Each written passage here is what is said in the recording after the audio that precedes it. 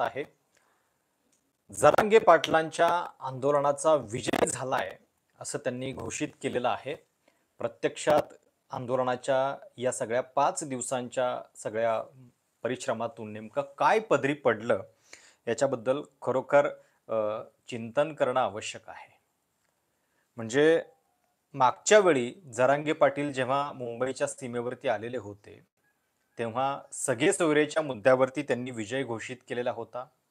यावेळी हैदराबाद गॅझेटच्या मुद्द्यावरती विजय घोषित झाल्याचं सांगण्यात येतंय. आता सगळे सोयरेच्या मुद्द्यावरती जो जी-आर त्यावेळी निघालेला आहे, त्याचं नोटिफिकेशन निघालेलं आहे, असं सांगितलं गेलेलं होतं. तो जी-आर आजतागायत निघालेला नाहीये. त्याच्यामध्ये अनेक आक्षेप जे आहेत ते लाखोंनी आक्षेप घेण्यात आलेले आहेत आणि त्यामुळं यावेळी सगळे सोयरेचा कुठलाही शब्द नाहीये. यावेळी अचानकपणे हैदराबाद गॅझेट जो आहे तो केंद्रस्थानी राहिला सगळा मुद्दा आणि त्याच आधारावरती हे उपोषण जे आहे ते मागं घेण्यात आलेलं आहे. नेमकं मराठ्यांच्या हातामध्ये काय पडलं आणि खरोखर हा सरकारचा विजय आहे की जरांगेंचा विजय आहे? जर अशा पद्धतीनं म्हणजे प्रत्येक वेळी एखाद्या जी-आर वरनं विजय घोषित करायचा, त्याच्यानंतर पुन्हा आंदोलनाला उपोषणाला बसायचं, तर ही जी स्थिती आहे ती चांगली नाहीये. कारण मागच्या वेळच्या जी-आर मध्ये आपली फसगत झालेली आहे. आपल्याला दिलेला शब्द सरकारनं पाळलेला नाहीये. हे जरांगे पाटलांना माहिती आहे आणि त्याच्यानंतर सुद्धा आत्ता हैदराबाद गॅझेट संदर्भातल्या एका जी-आर वरती त्यांनी हा आंदोलनाचा जो सगळा मार्ग जो आहे तो तुर्तास स्थगित केलेला आहे आणि आपण जिंकलो असं सुद्धा त्यांनी आपल्या समर्थकांना सांगितलेलं आहे. पण खरंच याला विजय म्हणायचं का? म्हणजे तुमच्या प्रतिक्रिया पण ऐकायला आवडतील कमेंट्समध्ये की तुम्हाला नेमकं काय वाटतंय की खरोखर या आंदोलनातून कोणाचा विजय झालेला आहे? सरकारचा विजय झालाय की जरांगेंचा? हे तुम्ही पण कमेंट्समध्ये सांगा. जो जी-आर निघालेला आहे सरकारचा तो 4 पानांचा जी-आर आहे आणि तो सविस्तरपणे पॉइंट बाय पॉइंट आपण मांडणार आहोत. त्याच्यामध्ये काय काय आहे आणि खरोखर काय फायदा होणार आहे. म्हणजे सगळ्यात बेसिक मुद्दा हा आहे की हैदराबाद गॅझेटची अंमलबजावणी होणार म्हणजे नेमकं काय होणार? हैदराबाद गॅझेट हे स्वातंत्र्याच्या आधीचं आहे. त्याच्यामध्ये काही वैयक्तिक नोंदी ज्या आहेत त्या उपलब्ध नाहीयेत. आकडेवारी उपलब्ध आहे. तर अशा आकडेवारीवरून तुम्ही आरक्षणाचं प्रमाण नेमकं किती मोठ्या प्रमाणात वाढवणार आहात? जरांगे ज्यावेळी मुंबईत येत होते त्यावेळी ते काय म्हणत होते? सगळ्या मराठ्यांना कुणबी जाहीर करा. मराठे आणि कुणबी हे एकच आहेत ही त्यांची प्रमुख मागणी होती. बरोबर? मग आता या हैदराबाद गॅझेटची अंमलबजावणी करणार सरकार, याचा अर्थ सगळे मराठे कुणबी झाले का? हा प्रश्न आपण विचारला पाहिजे. दुसरी गोष्ट म्हणजे हैदराबाद गॅझेटची अंमलबजावणी कशी होणार? त्याची व्याख्या काय असणार? त्याची मर्यादा काय असणार?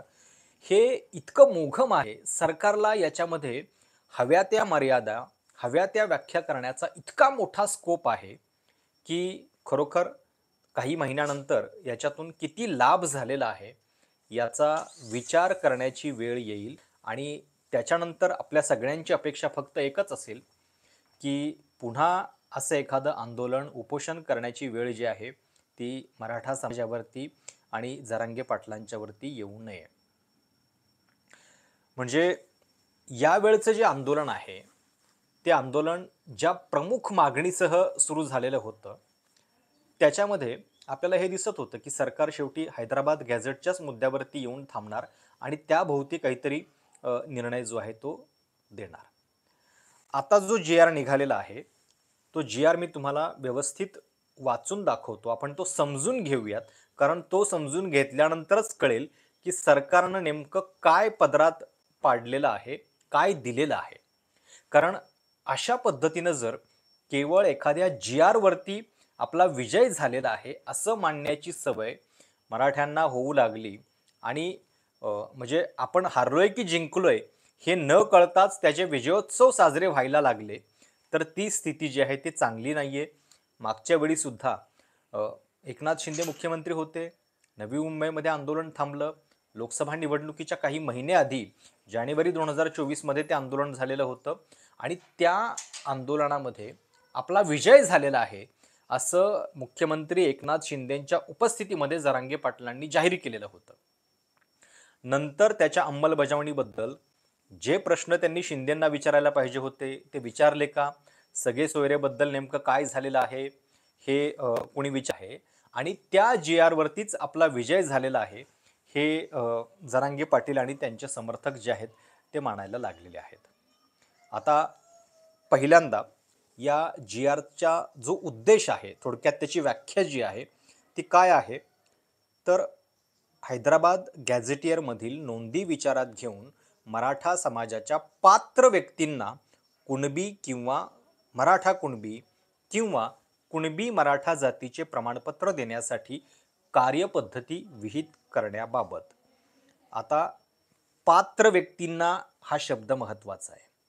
आपल्याकडं न्यायमूर्ती शिंदे समिती जी 7 सप्टेंबर 2023 ला स्थापन झाली, अंतरवाली सराटीमध्ये जेव्हा लाठीमार झाला त्याच्यानंतर सरकार जागं झालं, राज्यभर त्या सगळ्या प्रश्नाचा बनवा पेटला, तेव्हापासून न्यायमूर्ती शिंदे समिती हेच काम करते आहे की जे कोणी पात्र व्यक्ती आहेत त्या सगळ्या पात्र व्यक्तींच्या नोंदी शोधून त्या आधारे त्यांना कुणबी प्रमाणपत्रांचं वाटप करणं.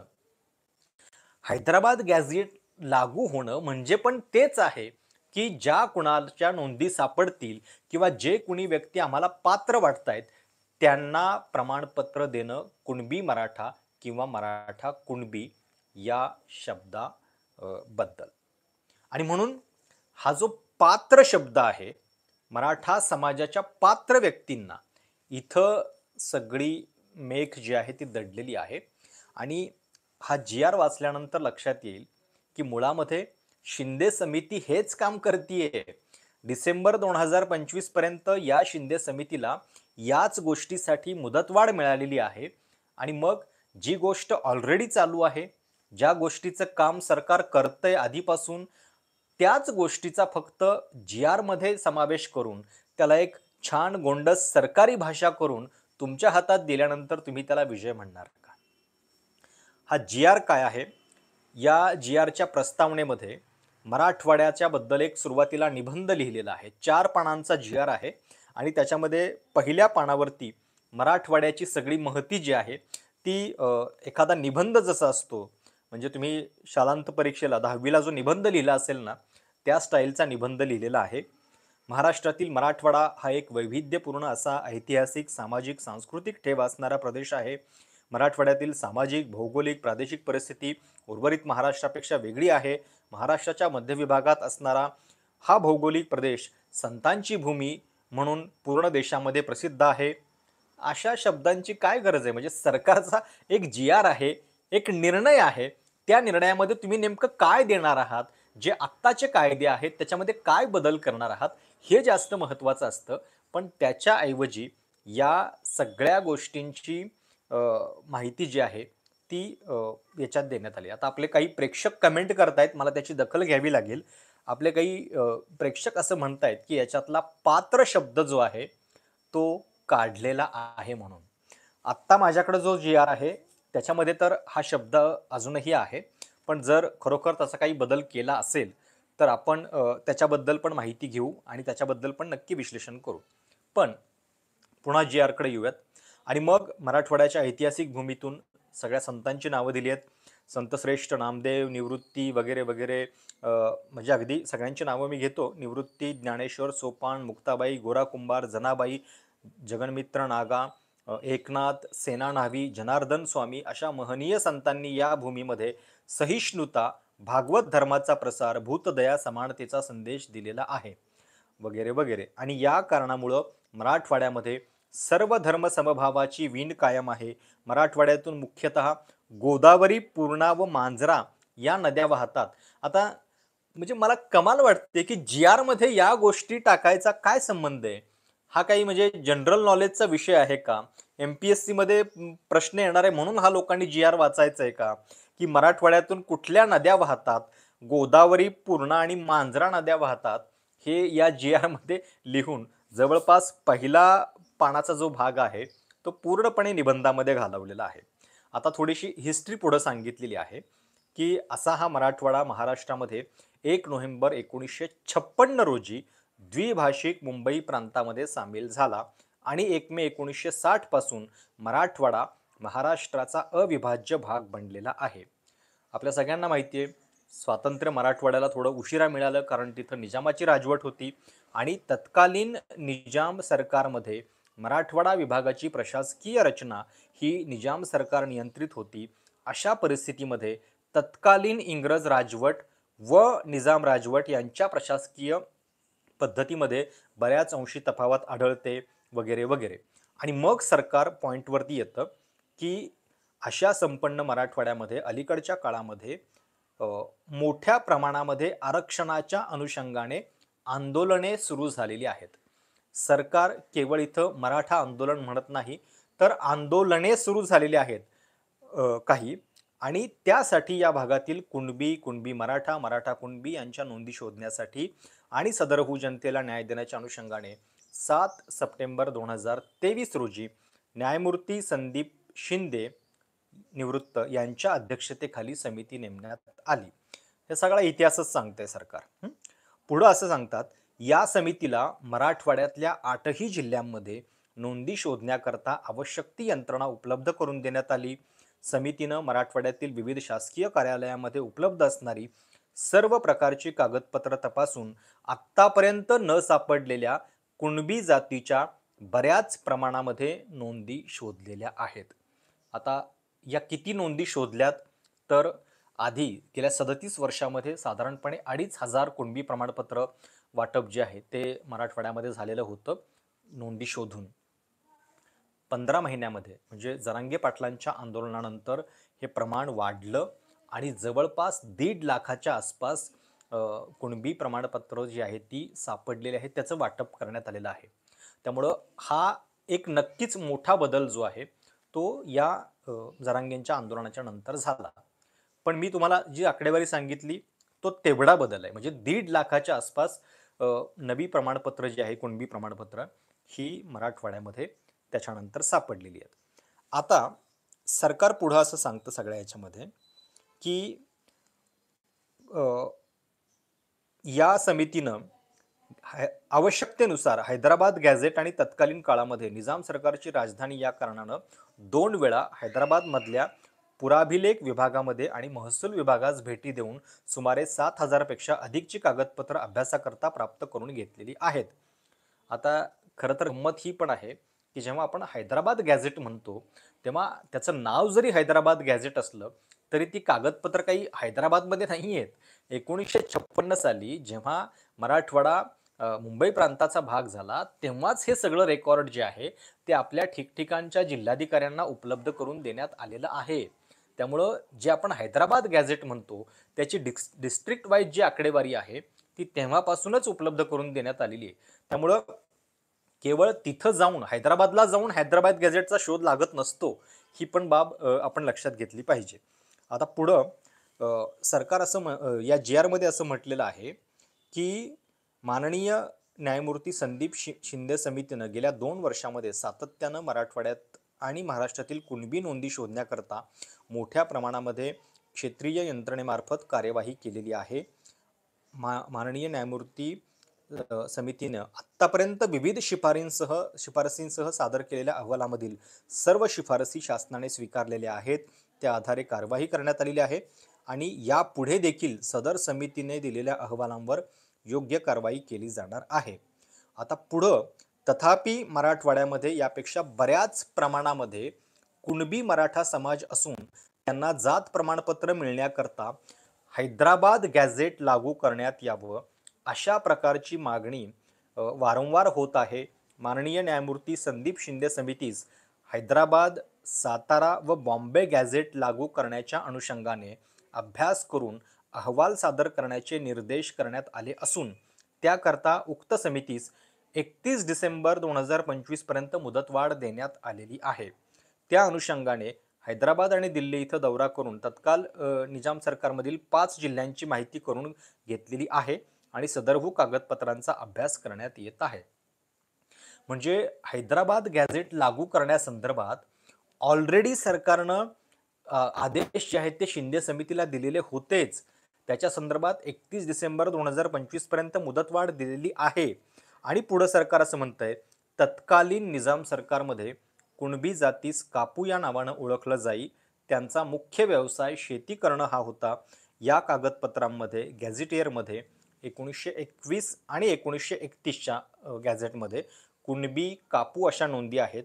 यापूर्वी महाराष्ट्र अनुसूचित जाती, जमाती, विमुक्त जाती या जातींचं प्रमाणपत्र देण्याचे जे नियम आहेत त्याच्यानुसार अधिसूचना प्रसिद्ध करण्यात आलेली आहे आणि आता या जात प्रमाणपत्र देण्याच्या प्रक्रियेमध्ये अधिक सुलभता यावी यासाठी शासन खालील प्रमाणे निर्णय घेत आहे. आता एवढा सगळा हा इतिहास, एवढी सगळी ही पार्श्वभूमी सांगितल्यानंतर शेवटी जो शासन निर्णय आहे तो एका पॅराग्राफचा आहे आणि तिथं सरकार काय म्हणते बघा. संदर्भाधीन वाचा क्रमांक 1 व क्रमांक 3 सरकारी भाषा थोडीशी मुद्दाम किचकट केलेली असते, पण त्याचा नेमका अर्थ काय आहे तो आपण त्याच्यातनं बघणं आवश्यक असतं. तर मी तुम्हाला वाचून दाखवतो, त्या शब्दांनी थोडंसं बोर होऊ नका. संदर्भाधीन वाचा क्रमांक 1 व 3 अन्वये जात प्रमाणपत्र देणे व त्याची पडताळणी करणे याकरता सन 2001चा महाराष्ट्र अधिनियम क्रमांक 23 व त्याअंतर्गत कार्यपद्धती निश्चितीकरता नियम तयार करण्यात आलेले आहेत. यामध्ये हैदराबाद गॅझेटमधील नोंदी विचारात घेऊन मराठा समाजाच्या पात्र व्यक्तींना कुणबी, मराठा कुणबी किंवा कुणबी मराठा जातीचे प्रमाणपत्र मिळण्यासाठी चौकशी करून सक्षम प्राधिकाऱ्यास सहाय्य करण्याच्या दृष्टीने अहवाल देण्यासाठी गाव पातळीवर खालीलप्रमाणे समिती गठीत करण्यात येत आहे. त्या समितीमध्ये कोण असणार आहेत? ग्राम महसूल अधिकारी, ग्रामपंचायत अधिकारी आणि सहाय्यक कृषी अधिकारी. म्हणजे सक्षम अधिकारी जो असेल तो जिल्हाधिकारी किंवा त्या लेवलचा असेल आणि त्याला सहाय्य करण्यासाठी अजून 3 जणांची समिती, ज्याच्यामध्ये ग्राम महसूल अधिकारी, तलाठी, ग्रामपंचायत अधिकारी आणि सहाय्यक कृषी अधिकारी. मराठा समाजातील भूधारक तसेच भूमिहीन, शेतमजूर किंवा बटईने शेती करत असलेल्या व्यक्तींकडे शेत जमिनीची मालकी असल्याचा पुरावा नसल्यास त्यांनी 13/10/1967 पूर्वी ते किंवा त्यांचे पूर्वज संबंधित स्थानिक क्षेत्रामध्ये राहत असल्याबद्दल प्रतिज्ञापत्र सादर करावे. या वाक्यामध्ये सर्वात मोठी मेक आहे आणि इथं तुम्हाला कळेल की या सगळ्या GRचा नेमका फायदा कुणाला आणि किती प्रमाणामध्ये होणार आहे. कारण ज्यांच्याकडं आत्ता त्या नोंदी नाही आहेत त्यांनी 1967 पूर्वी त्यांचे पूर्वज संबंधित स्थानिक क्षेत्रामध्ये राहत असल्याचा प्रतिज्ञापत्र जे आहे ते सादर करायचं आहे. आता मला सांगा, हैदराबाद गॅझेटमध्ये ही कागदपत्र जी आहेत किंवा हा पुरावा जो आहे तो किती लोक सादर करू शकणार आहेत? हैदराबाद गॅझेटमध्ये आकडेवारी आहे, संख्या आहे, गावांच्या बद्दल अशी ठिकठिकाणी म्हणजे प्रत्येक गावनिहाय माहिती जी आहे ती इतक्या मोठ्या तपशिलामध्ये नाही आहे की नावासहित. अशा वेळी समजा एखाद्या जिल्ह्यामध्ये इतकं प्रमाण आहे, इतक्या मोठ्या संख्येनं कुणबी मराठा राहत आहेत अशी जर नोंद असेल तर एका पर्टिक्युलर गावातला व्यक्ती या गॅझेटचा आधार घेऊन सरकारची ही अट पूर्ण कशी करू शकणार आहे? 1967 पूर्वी आमचे पूर्वज संबंधित स्थानिक क्षेत्रामध्ये राहत असल्याबद्दलचा पुरावा हा केवळ त्या गॅझेटच्या आधारे कसा मिळणार आहे याच्यावरती या सगळ्या निर्णयाची मदार आहे. आणि म्हणून आपण असं म्हणतोय की याच्यामध्ये खरोखर काही नवीन आहे का? एक नक्की आहे की ज्यावेळी तुम्ही कुणबी सगळे मराठाच आहेत, मराठा सगळे कुणबीच आहेत, सगळ्या मराठ्यांना कुणबी जाहीर करा अशी मागणी करता, तेव्हा ती मागणी करणं जे आहे ते कायदेशीरदृष्ट्या काही शक्य नाहीये, ते कधी टिकणार पण नाही. आणि असं एखाद्या जातीला लगेच दुसऱ्या जातीमध्ये केवळ घोषणेनं समावेश करता येत नाही. त्यासाठी काही आधार लागतात, अहवाल लागतात आणि ती प्रक्रिया जी आहे ती सरकारच्या दृष्टीनं अवघड असल्यामुळं कदाचित या प्रमाणपत्रांच्या नोंदी हैदराबाद गॅझेटमध्ये आम्ही शोधतोय, त्याची अंमलबजावणी करतोय, याचाच अर्थ मराठवाड्यातल्या मराठ्यांना आम्ही कुणबी जाहीर करू बऱ्याच मोठ्या संख्येनं, असं दाखवण्याचा सरकारचा प्रयत्न आहे. पण प्रत्यक्षात हे पुरावे 1967च्या आधीचे सगळे इतक्या सहजतेनं मान्य केले जातील का? आणि इतक्या मोठ्या प्रमाणामध्ये त्याचा सगळ्या लोकांना लाभ होणार आहे का? याच्यावरती या निर्णयाचं यश जे आहे ते अवलंबून असणार आहे. जी-आरच्या शेवटच्या टप्प्यामध्ये काय म्हटलंय? या प्रतिज्ञापत्राच्या आधारे दिलेल्या आनुषंगिक पुराव्याचं सक्षम प्राधिकारी यांनी स्थानिक चौकशी करून खातरजमा करावी. अशा स्थानिक चौकशीमध्ये संबंधित जातीचा दावा करणाऱ्या व्यक्तीचे गावातील किंवा कुळातील नातेसंबंधातील व्यक्तींना कुणबी जातीचे प्रमाणपत्र मिळाले असल्यास व दावा करणारा व्यक्ती हा त्यांच्या नातेसंबंधातील असून कुणबी असल्याचं प्रतिज्ञापत्र देण्यास ते तयार असल्यास तसे प्रतिज्ञापत्र घेऊन उपरोक्त नमूद गाव पातळीवरील स्थानिक समिती वंशावळ समितीच्या साहाय्यानं आवश्यक ती चौकशी करेल. त्या चौकशीच्या आधारे सक्षम प्राधिकारी अर्जदारास कुणबी जातीचा दाखला देण्याबाबत निर्णय देतील. महाराष्ट्राचे राज्यपाल यांचे आदेशानुसार व नावाने वर्षा देशमुख, उपसचिव, महाराष्ट्र शासन अशी सही याच्यावरती आहे.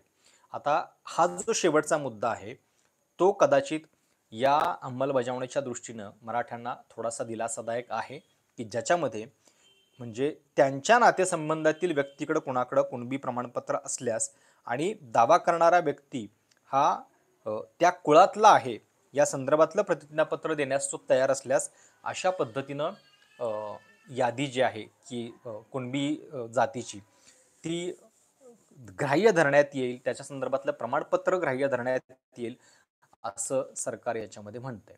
म्हणजे एक प्रकारे सगळे सोयरेच्या बद्दलची जी तरतूद आहे ती या शेवटच्या 3-4 वाक्यांमध्ये दिसतीये, की याचा दुसरा अर्थ काय होऊ शकतो, की सगळे सोयरे जे आहेत तुमचे ते पण एक प्रकारे या आरक्षणाचे लाभार्थी आहेत. हेच या 3-4 गोष्टींमधून जे आहे ते सरकारनं करण्याचा प्रयत्न केलेला आहे. त्यामुळं हा हैदराबाद गॅझेट लागू करण्यासंदर्भातला निर्णय जो आहे तो अशा पद्धतीनं सरकारनं एक जी-आर काढून आपण मराठा आंदोलनाची मागणी मान्य केलेली आहे असं दाखवलेलं आहे. खरोखर तसं होतंय का? 2 महिन्यानंतर पुन्हा या सगळ्या संदर्भात नेमकं काय झालेलं आहे हे आपल्या लक्षात येईल आणि त्याच्यानंतर कळेल की आंदोलनामध्ये नेमकं कोणाचा विजय झालेला आहे. एक बघा, मुख्यमंत्री एकनाथ शिंदे असताना आणि देवेंद्र फडणवीस असताना आत्ता ज्या पद्धतीनं हे आंदोलन हाताळलं त्याच्यामध्ये किती मोठा फरक दिसतोय. देवेंद्र फडणवीसांनी किंवा त्यांच्या मंत्र्यांनी पहिले 4 दिवस उपोषणकर्त्यांशी, जरांगे पाटलांशी कुठलीही चर्चा केली नाही. आज 5व्या दिवशी जेव्हा एकीकडे हायकोर्ट पण सुनावणी करत होतं, कडक ताशेरे जरांगेंच्यावरती ओढत होतं, उद्यापर्यंत मैदान खाली करा असं सांगत होतं, नेमकं त्याच वेळी सरकारनं चर्चेची दारं जी आहेत ती ओपन केली. म्हणजे एक प्रकारे आपल्या हातामध्ये हुकमाचे पत्ते असावेत, दबाव जो आहे तो जरांगेंच्यावरती असावा, ही व्यवस्था सरकारनं करून ठेवली होती आणि त्याच वेळी चर्चा जी आहे ती सुरू केली. आता जो काढलेला आहे तो जी-आर आहे, त्याची प्रत्यक्ष अंमलबजावणी किती कशी होतीये याच्यावरती आपल्याला कळेल.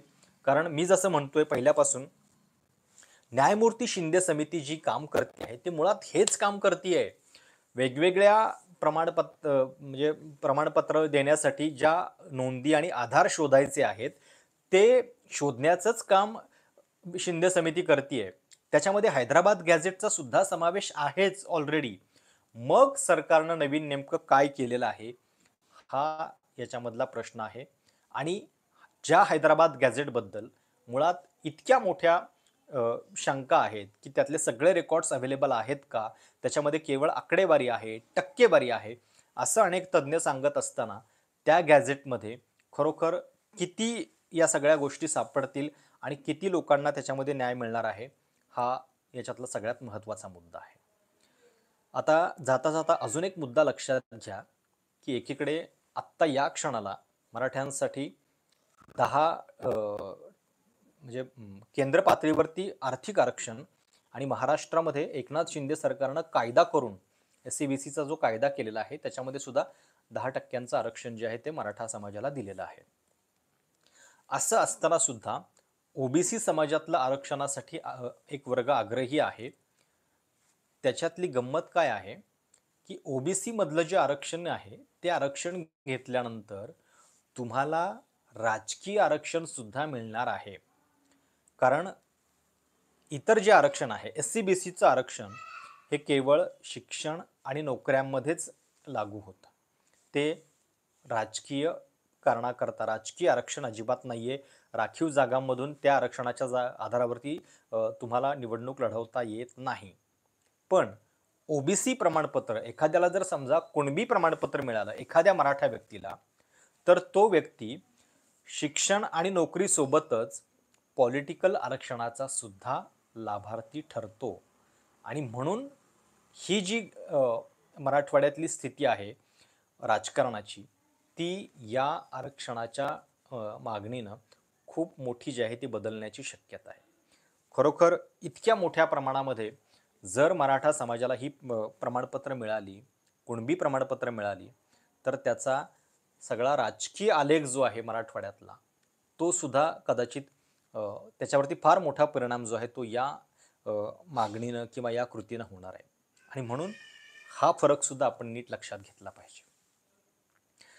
जरांगे पाटील ज्यावेळी आंदोलन करण्यासाठी आलेले होते, तेव्हा ते किती दिवस मुंबईत थांबतील याच्याबद्दल अनेकांना प्रश्न होता. पहिल्या दिवशी ते आले, बेधडकपणे आझाद मैदानावरती पोहोचले, पण नंतर गेल्या काही दिवसामध्ये हे आंदोलन पद्धतशीरपणे बदनाम करण्याचे सगळे प्रयत्न सरकारनं केलेले होते. त्याच्यानंतर हायकोर्ट अचानक कालपासून सक्रिय झालेलं होतं.